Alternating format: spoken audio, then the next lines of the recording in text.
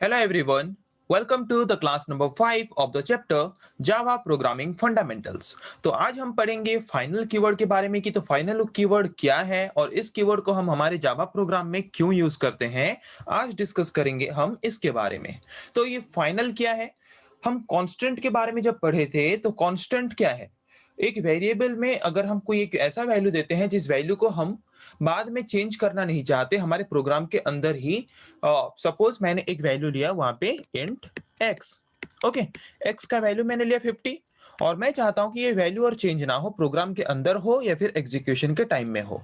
Okay, तो इसके लिए यहाँ पे इस वेरिएबल के वैल्यू को कांस्टेंट डिक्लेयर करने के लिए हम जो एक कीवर्ड यूज करते हैं उस कीवर्ड को हम बोलते हैं फाइनल कीवर्ड।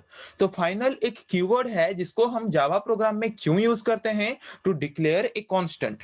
कांस्टेंट डिक्लेयर करने के लिए चाहे वो कोई वेरिएबल हो, चाहे वो कोई मेथड हो या फिर चाहे वो कोई क्लास हो, चाहे वो डाटा मेंबर, चाहे वो कोई मेंबर फंक्शन या फिर चाहे वो कोई क्लास हो, उसको कांस्टेंट डिक्लेयर करने के लिए हम जो स्पेशल टाइप ऑफ वर्ड या फिर कीवर्ड यूज करते हैं उस कीवर्ड को हम बोलते हैं फाइनल कीवर्ड।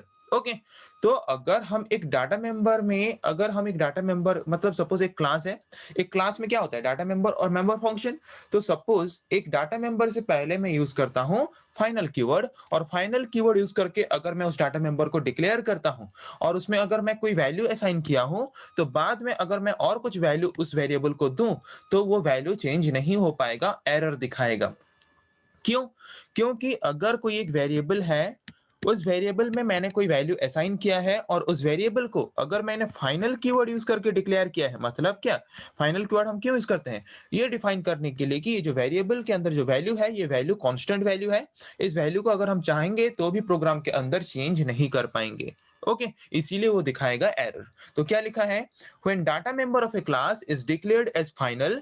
जब हम एक क्लास के कोई भी डाटा मेंबर को फाइनल कीवर्ड यूज करके डिक्लेयर करते हैं उसका वैल्यू हम बाद में और चेंज नहीं कर सकते। जैसे कि यहाँ पे देख सकते हो आप, इंट एक्स, एक्स एक वेरिएबल है जिसमें मैंने वैल्यू दिया 100 और उसको फाइनल कीवर्ड यूज करके मैंने डिक्लेयर कर दिया।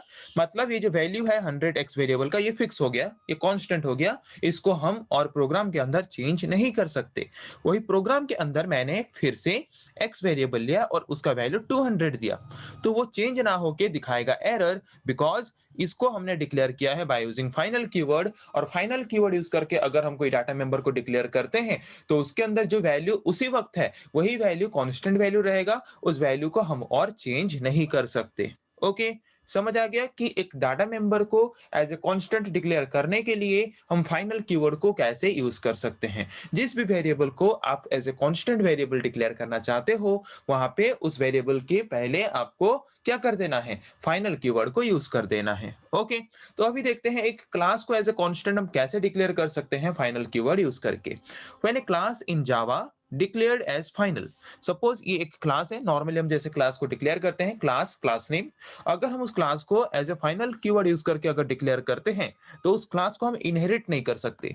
इनहेरिट नहीं कर सकते मतलब क्या?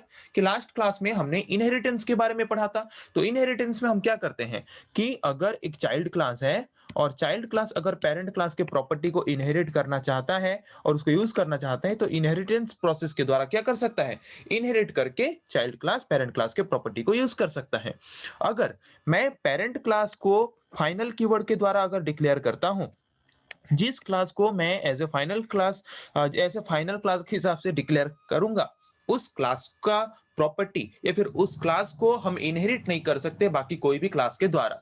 अगर मैं चाइल्ड क्लास के द्वारा उसको एक्सटेंड करने की कोशिश करूंगा तो दिखाएगा क्या? एरर, बिकॉज मैंने इस क्लास को यहाँ पे क्या कर दिया है? कांस्टेंट कर दिया है। मतलब इस क्लास के डाटा मेंबर और मेंबर फंक्शन को कोई एक्सेस नहीं कर सकता, इसके वैल्यूज को कोई चेंज नहीं कर सकता, क्योंकि मैंने इसको डिक्लेयर किया है बाय यूजिंग फाइनल कीवर्ड। इसीलिए इस क्लास को, जिस क्लास को हम फाइनल कीवर्ड के द्वारा डिक्लेयर करते हैं उस क्लास को हम इनहेरिट नहीं कर सकते या फिर एक्सटेंड कीवर्ड यूज करके बाकी कोई क्लास में इस क्लास के प्रॉपर्टी को यूज नहीं कर सकते। जैसे कि मैंने और एक क्लास क्रिएट किया, क्या, चाइल्ड, और जहां पे मैंने पेरेंट क्लास के प्रॉपर्टी को इनहेरिट करने की कोशिश की बाय यूजिंग एक्सटेंड्स कीवर्ड। पर पेरेंट क्लास जो है उसको हमने डिक्लेयर किया है एज ए फाइनल क्लास। तो अगर हम एक क्लास से पहले फाइनल कीवर्ड यूज करके अगर उसको डिक्लेयर करते हैं तो उस क्लास के प्रॉपर्टी को हम बाकी कोई भी क्लासेस के द्वारा यूज नहीं कर सकते। तो इसीलिए यहाँ पे दिखाएगा क्या? एरर। ओके, तो अगर हम एक्सटेंड करने की कोशिश करेंगे तो क्या दिखाएगा? It gives A compile time error, compile time में हमें एरर दिखाएगा। क्यों? ये दिखाएगा, क्या एरर दिखाएगा कि parent is a final class, parent class को, जो पेरेंट नाम का जो क्लास है उस क्लास को हमने डिक्लेयर किया है एज ए फाइनल क्लास। और कोई भी क्लास को अगर हम as a final class declare करते हैं तो उस क्लास को हम क्या नहीं कर सकते? उस क्लास को हम इनहेरिट नहीं कर सकते, या फिर उस क्लास को एक्सटेंड करके और कोई क्लास में उसके प्रॉपर्टी को यूज नहीं कर सकते। समझ आ गया कि क्लास को एज ए कांस्टेंट हम कैसे डिक्लेयर कर सकते हैं? फाइनल कीवर्ड यूज करके। अभी आते हैं मेथड के बारे में या फिर मेंबर फंक्शन के बारे में। अगर एक क्लास के अंदर हम जो मेंबर फंक्शन या फिर मेथड यूज करते हैं, उस मेथड को अगर हम as a final keyword use करके अगर डिक्लेयर करते हैं, जैसे कि नॉर्मली हम डिक्लेयर करते हैं क्या? Void display. ओके, तो सपोज मैंने एक क्लास लिया है, क्लास ए, जिसमें मैंने वॉइड डिस्प्ले मेथड लिया, और एक क्लास मैंने लिया क्लास बी, जहां पे मैंने क्लास ए के प्रॉपर्टी को इनहेरिट किया है। यहां पे भी मैंने सेम मेथड का नाम लिया है वॉइड डिस्प्ले। अगर दो क्लास हम लेते हैं और दोनों क्लास एक दूसरे के साथ पेरेंट चाइल्ड रिलेशन में कनेक्टेड हैं, और दोनों क्लास में अगर हम क्या करते हैं, सेम नेम का मेथड अगर क्रिएट करते हैं, सेम नेम का अगर यूजर डिफाइंड मेथड हम क्रिएट करते हैं, तो उस प्रोसेस को हम बोलते हैं क्या? Method overriding.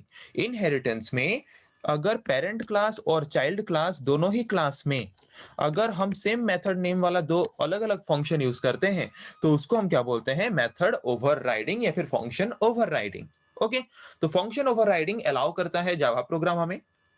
ओके, पर अगर पेरेंट क्लास के अंदर मैंने जो डिस्प्ले मेथड को डिक्लेयर किया है, वहां पे अगर मैं उस मेथड को एज ए फाइनल डिक्लेयर कर दूं, फाइनल कीवर्ड यूज करके अगर मैं उस मेथड को डिक्लेयर कर दूं, तो क्या होगा?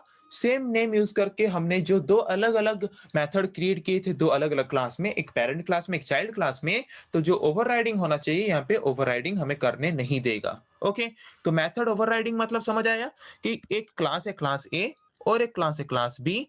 ये है सपोज पेरेंट क्लास, ये है चाइल्ड क्लास। तो पेरेंट क्लास के अंदर एक मेथड है जिसका नाम है डिस्प्ले। ओके, चाइल्ड क्लास के अंदर भी हमने और एक मेथड लिया जिसका नाम सेम है पेरेंट क्लास के मेथड के साथ, उसका भी नाम है डिस्प्ले। इसका काम अलग है, इसका काम अलग है।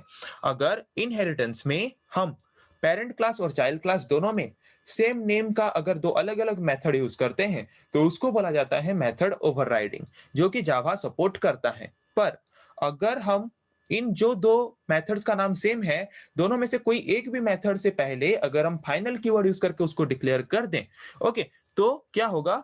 हमें हमारा प्रोग्राम मेथड ओवरराइडिंग करने नहीं देगा। क्यों?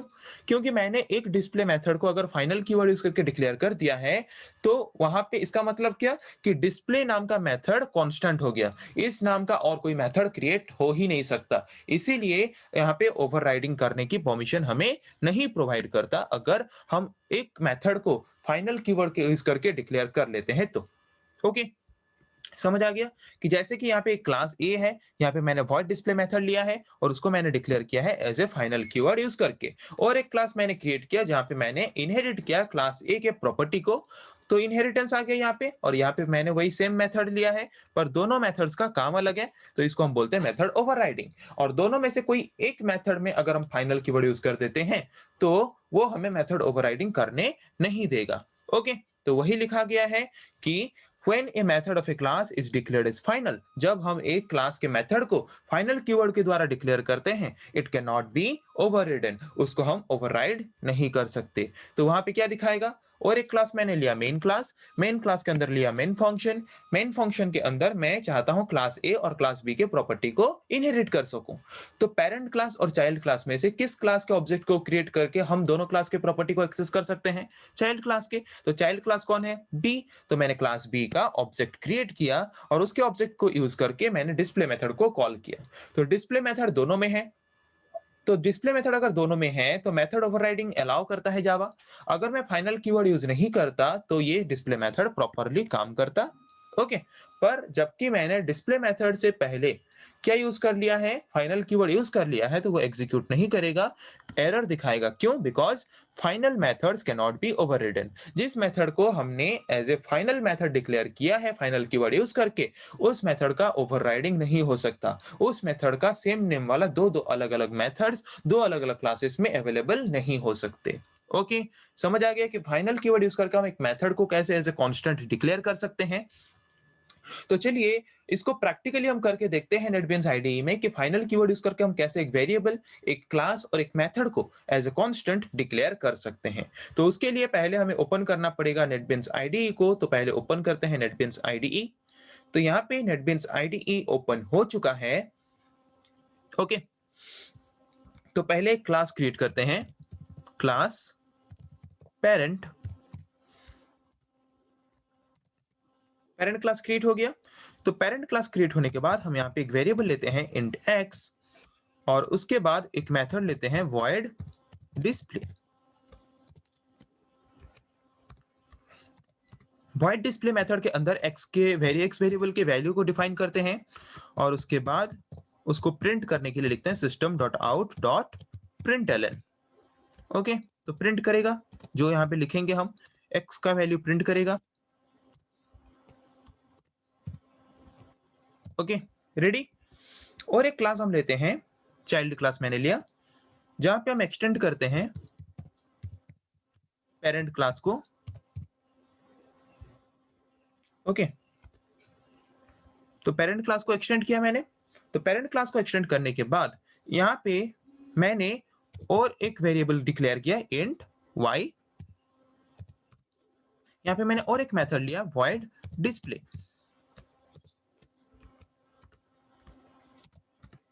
void display मेथड को मैंने ओपन किया, वहां पे मैंने डिक्लेयर किया y का वैल्यू, वहां मैंने y का वैल्यू दिया 60, और वहां पे मैंने प्रिंट किया system.out.println, जहां पे हम प्रिंट करेंगे क्या, y का वैल्यू प्रिंट करेंगे। Okay, ready.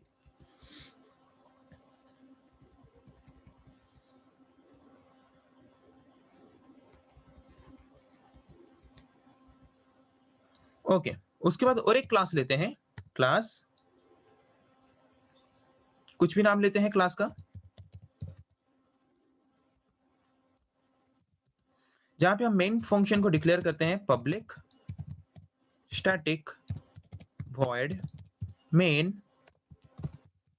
string args। Main function declare हो गया। तो मेन फंक्शन के अंदर मुझे पेरेंट क्लास और चाइल्ड क्लास का दोनों की प्रॉपर्टी को एक्सेस करने के लिए मुझे किस क्लास का ऑब्जेक्ट क्रिएट करना जरूरी है, चाइल्ड क्लास का। तो चाइल्ड क्लास का ऑब्जेक्ट क्रिएट करते हैं, child obj equals to new child. हो गया ऑब्जेक्ट क्रिएट। उस ऑब्जेक्ट को यूज करके हम डिक्लेयर कॉल करते हैं डिस्प्ले मेथड को।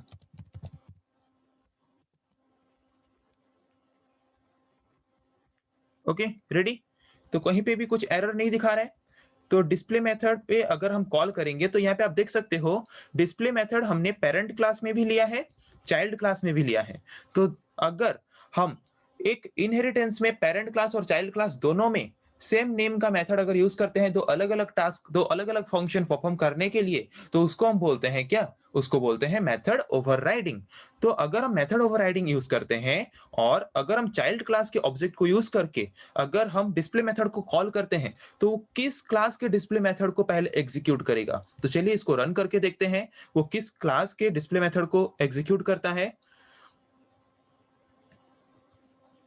तो यहां पे आप देख सकते हो y का वैल्यू क्या दिखा रहा है, y का वैल्यू 60 दिखा रहा है। मतलब जिस क्लास का ऑब्जेक्ट हम यूज कर रहे हैं वही क्लास के डिस्प्ले मेथड को पहले वो एग्जीक्यूट कर रहा है। मतलब वो चाइल्ड क्लास के डिस्प्ले मेथड को पहले एग्जीक्यूट करेगा। ओके, और फिर वहां पे अगर हम मेंशन करेंगे पेरेंट क्लास का ऑब्जेक्ट, तब जाके वो पेरेंट क्लास के ऑब्जेक्ट को डिस्प्ले करेगा या फिर एग्जीक्यूट करेगा। समझ आ गया कि अगर हम पेरेंट क्लास और चाइल्ड क्लास दोनों में सेम नेम का अगर फंक्शन यूज करते हैं तो उसको बोलते हैं मेथड ओवरराइडिंग। और अगर हम चाइल्ड क्लास का ऑब्जेक्ट यूज करके डिस्प्ले मेथड को कॉल करते हैं तो बाय डिफॉल्ट वो किस क्लास का डिस्प्ले मेथड को एग्जीक्यूट करता है, चाइल्ड क्लास के डिस्प्ले मेथड को एग्जीक्यूट करता है। और अगर हम पेरेंट क्लास के डिस्प्ले मेथड को एग्जीक्यूट करना है तो हमें डिस्प्ले मतलब पेरेंट क्लास का ऑब्जेक्ट क्रिएट करना पड़ेगा, तब जाके हम पेरेंट क्लास के डिस्प्ले मेथड को एग्जीक्यूट कर पाएंगे। ओके, समझ आ गया। तो यहाँ पे हमने जो दो फंक्शन यूज किया है सेम नेम का, तो यहाँ पे कोई भी एक फंक्शन से पहले हम यूज कर लेते हैं फाइनल कीवर्ड। कोई भी एक फंक्शन को हम डिक्लेयर कर देते हैं फाइनल। तो मैंने पेरेंट क्लास के डिस्प्ले मेथड को जब फाइनल कीवर्ड यूज करके डिक्लेयर कर दिया, यहाँ पे आप देख सकते हो दूसरा वाला जो डिस्प्ले मेथड है वहां पे एरर दिखा रहा है। क्या एरर दिखा रहा है? Display in child cannot override display method in parent overridden method is final। क्या बोला है कि डिस्प्ले मेथड जो हमने चाइल्ड क्लास में डिक्लेयर किया है वो ओवरराइड हो रहा है। ओवरराइड हो रहा है मतलब क्या? पेरेंट क्लास के डिस्प्ले मेथड के साथ सेम है, तो डिस्प्ले मेथड के साथ वो ओवरराइड नहीं कर सकता। क्यों नहीं कर सकता? बिकॉज पेरेंट क्लास में हमने जो डिस्प्ले मेथड डिक्लेयर किया है उसको हमने as a final keyword use करके डिक्लेयर किया है, और जिस मेथड को हम फाइनल कीवर्ड यूज करके डिक्लेयर करते हैं उसको हम क्या नहीं कर सकते? ओवरराइड नहीं कर सकते। यही हमने पढ़ा था। ओके, तो ये काम हो गया एक। तो अभी दूसरा काम देखते हैं कि अगर हमने यहाँ पे देखा कि अगर हम एक मेथड को डिक्लेयर करते हैं एज ए फाइनल कीवर्ड, और अगर दोनों मेथड का नाम सेम है इनहेरिटेंस में, पेरेंट और चाइल्ड क्लास में, तो वो हमें मेथड ओवरराइडिंग करने नहीं देता। उसके बाद क्लास को कैसे कांस्टेंट के हिसाब से डिक्लेयर कर सकते हैं वो देखते हैं। मैंने क्लास से पहले यूज कर दिया फाइनल कीवर्ड, तो अगर मैं पेरेंट क्लास से पहले, कोई भी क्लास से पहले अगर फाइनल कीवर्ड यूज करके अगर उसको डिक्लेयर करता हूं, और उस क्लास के प्रॉपर्टी को मैं और कोई क्लास के द्वारा अगर इनहेरिट करना चाहता हूं, तो वो मुझे अलाउ नहीं करेगा। यहां पे देख सकते हो एरर दिखा रहा है। क्या एरर दिखा रहा है? क्या एरर दिखा रहा है? यहाँ पे देख सकते हो, can not inherit from final parent. Okay, मतलब अगर मैंने पेरेंट क्लास को डिक्लेयर कर दिया है एज ए फाइनल क्लास, तो अगर हम कोई भी क्लास को as a final keyword use करके डिक्लेयर करते हैं, मतलब वो क्लास का वैल्यू कांस्टेंट हो जाता है। उस क्लास के वैल्यू को वो अलाउ नहीं करता और कोई भी क्लास के द्वारा इनहेरिट करने के लिए या फिर और कोई क्लास के द्वारा उसको यूज करने के लिए। समझ आ गया?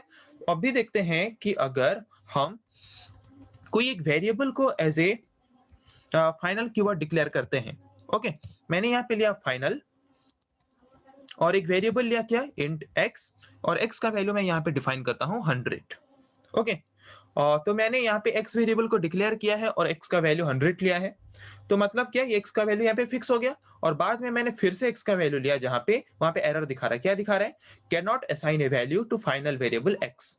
ओके, मैंने जो वेरिएबल एक्स लिया है उसको मैंने as a final variable declare किया है, तो वहां पे ऑलरेडी जब जब हम फाइनल उसको डिक्लेयर करते हैं तब हमने जो वैल्यू उसको असाइन किया है वही वैल्यू ही कांस्टेंट वैल्यू रहेगा, और नया वैल्यू अगर देने की कोशिश करेंगे तो वो हमें एरर दिखाएगा और नया वैल्यू असाइन करने की परमिशन हमें वो नहीं देगा। समझ आ गया कि फाइनल कीवर्ड यूज करके हम कैसे एक वेरिएबल, एक डाटा मेंबर और एक डाटा मेंबर, एक मेंबर फंक्शन और एक क्लास को कैसे एज ए कांस्टेंट हम डिक्लेयर कर सकते हैं फाइनल कीवर्ड यूज करके जावा में। आज हमने उसके बारे में पढ़ा और उसको हमने प्रैक्टिकली करके देखा भी। ओके, तो आई थिंक आप लोगों को समझ आ गया कि फाइनल कीवर्ड क्या है, इसको हम क्यों यूज करते हैं और इसको कैसे यूज करते हैं। आज हमने उसको देखा। फिर नेक्स्ट क्लास में हम पढ़ेंगे ऐसे और कुछ टॉपिक्स के बारे में। आज के लिए इतना ही। Thank you.